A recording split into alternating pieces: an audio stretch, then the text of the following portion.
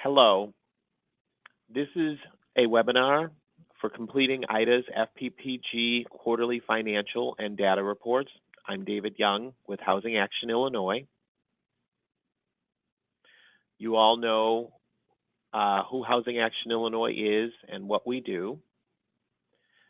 The agenda for today's call or today's webinar is understanding the FPPG counseling and education reporting process and how reporting expenses correctly the first time out will benefit your organization.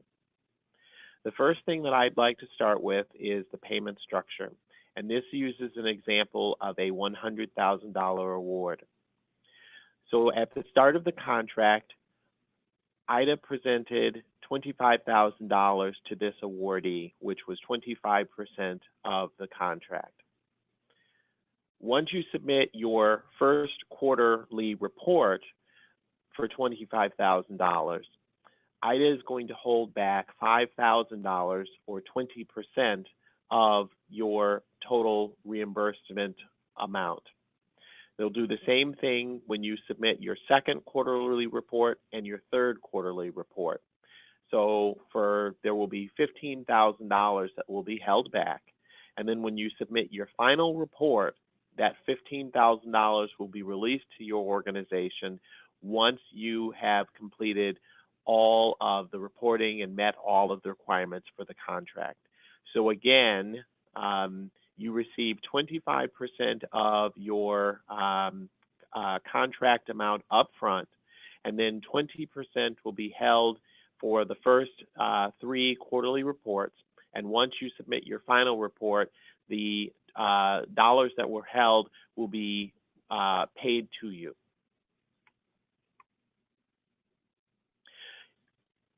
When you are completing your counseling report, you have received from IHDA a counseling and education quarterly disbursement statement.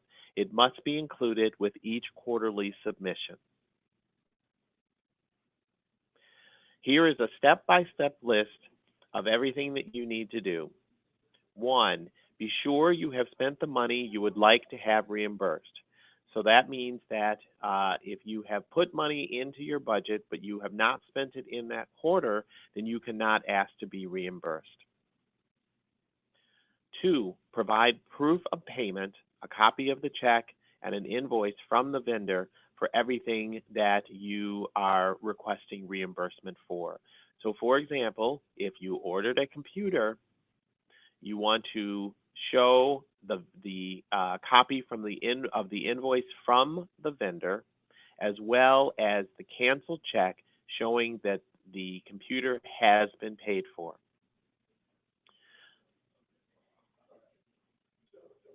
Step 3, list all the activities that you performed during the quarter.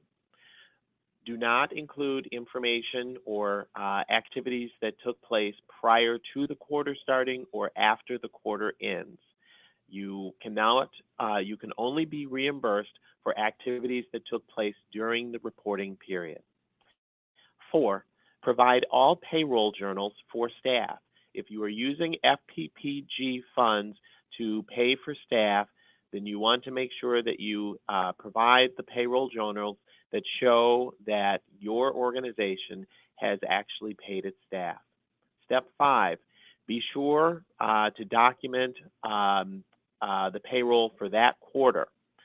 Do not include previous quarters or a quarter afterwards, a time period afterwards. So for example, if your time period, your pay period crosses the quarter, then you want to make sure that you are prorating so that only the pay that was made to the employee during the eligible quarter is included. If it covers a time period that is not included in the quarter, then IHDA is not going to pay those dollars, and they could potentially reject your requisition request outright. Step 6, stay within your established budget. So if you have a category for computers, for example, and that category is for $2,000, but you end up spending $3,000 on computers, IHDA is not going to pay that additional $1,000 unless you have revised your budget to a $3,000 figure for computers. And when you revise your budget, you need to ask permission to to IHDA regarding that.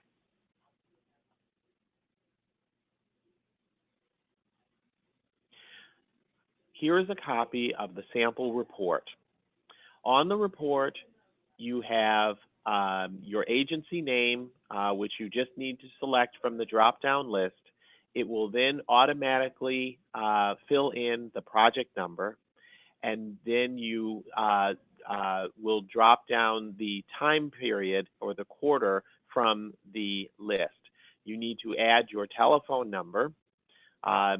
You need to, depending on which categories you included in your budget, you need to indicate the amount that you spent in each one of the categories, as well as provide detail of what you used.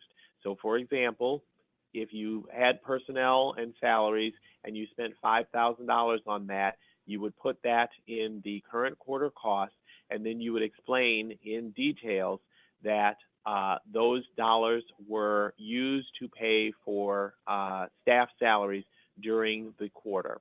The same thing with fringe benefits, with training associated expenses, and so on and so forth. You then want to make sure that once that has been done and everything is correct, that the person who is authorized to sign on behalf of your organization signs and dates this document. Quarterly financial and data reports are due to IHDA on December 15th, March 15th, 2018, June 15th, 2018, and September 21st, 2018. So again, your reports are due December 15th, 2017, March 15th, 2018, June 15th, 2018, and September 21st, 2018. As we explained in an earlier slide, you want to indicate the details of each one of the expense categories. So if you are using dollars for personnel and salaries, you would detail there in the column what that is being used for. Another example, general operation. If you are paying your organization's rent or you're paying utilities such as gas, light, or telephone, then you would include that information in this particular line, and you would detail reimbursement for utility costs or for gas and electric costs, and you would put the current total costs here. You will notice in this that it shows a column for cumulative costs. There is actually no column 4 in the FPPG quarterly financial report, so you don't have to worry about doing cumulative costs. In this case, IHDA only wants to know the current quarter costs. Do not forget to sign and date the quarterly report. It happens, but you want to make sure that you sign and date that so that IHDA does not kick that report back to you. As we talked about earlier, make sure that you include the canceled check to show, along with the invoice, that whatever you purchased has been paid for. IHDA cannot reimburse organizations for any items that, 1, were not actually purchased, and 2, were not purchased during the time period. You're almost there. Make sure that all checks and invoices are included in the correct category. Make sure that you are only including eligible expenses. And you also want to create a cover sheet for the full report as well as each expense category. And we have some examples for what those could look like on the next page. This is the cover report that Housing Action Illinois developed for itself, and you are more than welcome to do something similar to that. So you would notice that you want to indicate which quarter this report is, what your contract number is, what your organization name is, and the contact information. For the personnel and salaries cover sheet, you want to use the personnel calculator, which IHDA provided. Include a payroll statement or pay stubs, so the payroll journal or pay stubs for each person per period with the amount being charged to the program. Label your salary and taxes. Provide the breakdown and the total amount. Highlight and clearly label each item that is being charged. And I cannot emphasize enough how important it is to highlight and be clear in the information to IHDA, because the easier time that they have to review this information, the quicker and more efficient they can be in processing and getting money back to you. Here's another example of the cover sheets, and this one is for fringe benefit. Here's another one for training and associated expenses. Please note that for FPPG, if you are taking advantage of training or other opportunities, that FPPG dollars cannot be used for meals or per diems. You can use it for travel, you can use it for training, but you cannot use FPPG dollars for meals or per diems. Here's some additional tips. Make sure all of the supporting documentation is clear and in order. And what we mean by that is make sure that all the information is right side up and easy to read. Any information that is upside down or sideways, or that IHDA has to print and turn around, they're going to reject your application. So do yourself a favor up front and make sure that that information is very clear and all the items that you are sending as proof of your expenses are right side up and easy to read. Don't assume that IHDA understands your reporting and documentation logic. Create a system that is clear for your agency and IHDA to understand.